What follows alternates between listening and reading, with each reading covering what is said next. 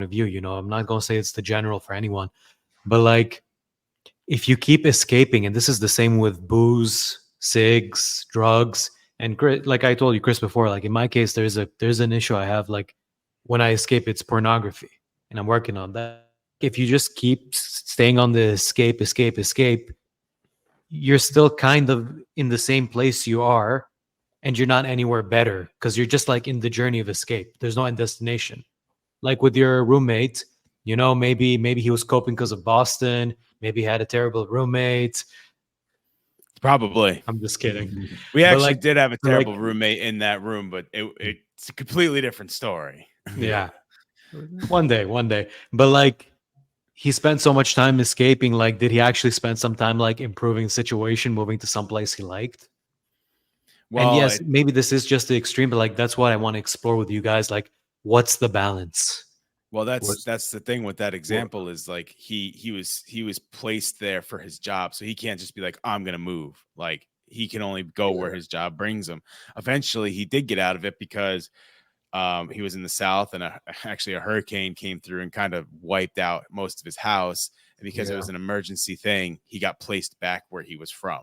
So like it did work out for him in the end, right? And but it's hard to see the positives and get out of it when you're digging so deep. Listen, I've been in some deep places recently as well, and like getting out of it is a lot harder than getting into it, and you just got to figure out like what around you can get you out of it. So I don't have answers really. Like I can't tell you this is how you do it. So if you're looking for that, Yeah. I can't be like this is how you get out of a depression. Like first of all, one, same thing as the weight loss thing we talked about. Like everyone has their own thing. Like the thing that could get me out of something or get me to lose weight is not going to get you to do it. Like Mhm. same thing.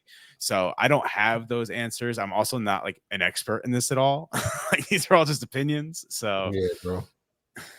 Yeah, Yeah. but I think you're not cutting yourself enough slack because I look at you and we did have a conversation before about your weight loss journey, about changing your habits. Maybe you're not like an expert with a degree, but like when I look at you, I see proof of concept. yeah, So I do but value your thoughts on this in terms of like finding that balance between fiction and reality. yeah, and again, like I can only tell my experience and hope that, and we talked about this, there's the motivation to do it, and then there's the discipline to continue, right?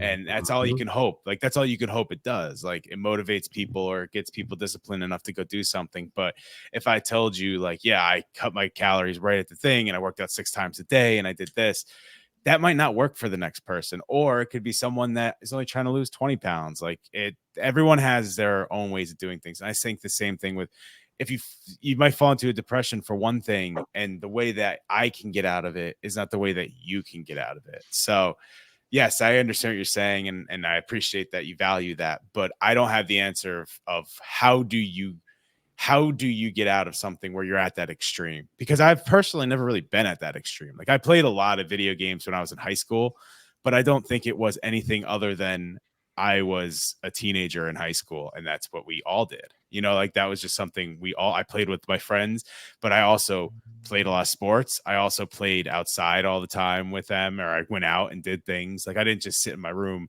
for years and never come out and play video games all the time, but I would come home and it'd be like 9, 10 o'clock at night. I'd play with my friends until like 4 in the morning, but that's just kind of like what everyone did at that time. So that was more of like that herd mentality of like, everyone's doing it, so why not me?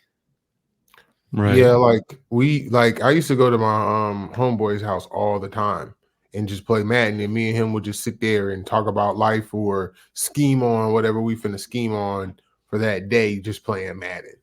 So I guess Yeah. to me, it just depends on what you use it for. Like, of course, you can be extreme and where some people do take it too far and where some people do lose themselves within it. And yes, they do become unmotivated to do anything. Because, like, I've been there where I've been unmotivated to do anything. Like, when my mom first died, I didn't want to talk to a soul. The only thing I wanted to do was just wallow in my own self pity. Oh, my mom's dead, blah, blah, blah, blah, blah. I'm not too close with my other siblings anymore, blah, blah, blah. Like, you know what I'm saying? Like, I live far away from everybody. Nobody really cares. Like, I went through that whole little self-loathing thing too. But like just like what Schnabel was saying, like it's hard getting out of it. So it's one of those things where like you have to want it for yourself for real. And like that's why I always mean when I say like that's a you problem, because it's like nobody else can do that but you. So that is literally only a you problem. You know what I'm saying? Like that's only a problem you can solve. Like I wish I could solve it for you. You know what I'm saying? I'd save a lot more people. But like at the end of the day, like you have to be like you have to save yourself. You can only motivate somebody to do so much. Like you Yeah, have to be the like one to do it yourself. Like yeah. it's the same thing to talk about love, right? You can't love somebody until you love yourself.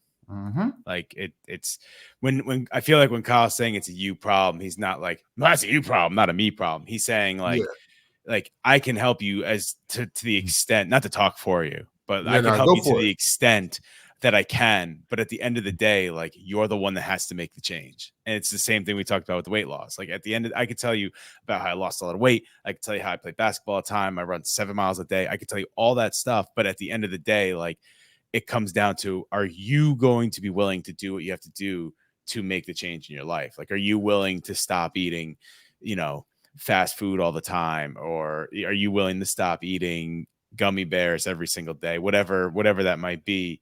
I know Kyle also had a big weight loss and he's doing really well with it. And like, he's doing a really good job with it. And his big looks pretty fit, man. Yeah. Like he's again, not to speak for you, Kyle, but he's lost a lot of weight.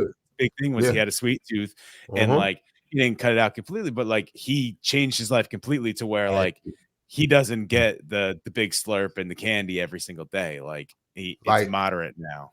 I'll tell you. I have to say, Big Slurp is a purely American thing. We don't have that here. Oh, bro, let me tell you something, boy. I get you a Slurpee down here, boy. It will change your life, homeboy. But me calling it by the wrong name, by the way, completely shows that I do not drink them. The Slurpee is not a big Slurpee. Like Slurpee is like literally a huge name for it. I totally isn't it like called Big Gulp? A big gulp is the soda that you can get at the gas station. Yeah, so there's not a thing here either. It's a different gas station. So like I just call it a Slurpee just because that's what I'm used to, but it's really called 7-Eleven. It's ours is QT, so we call it a slushy. It's a slushy, but I always call it a Slurpee because like a lot of my family is from up north. So like I've lived up north for a little bit. That's how I met Schnabel. I lived up north for a little bit. So like I picked up on a lot of slang. Yeah.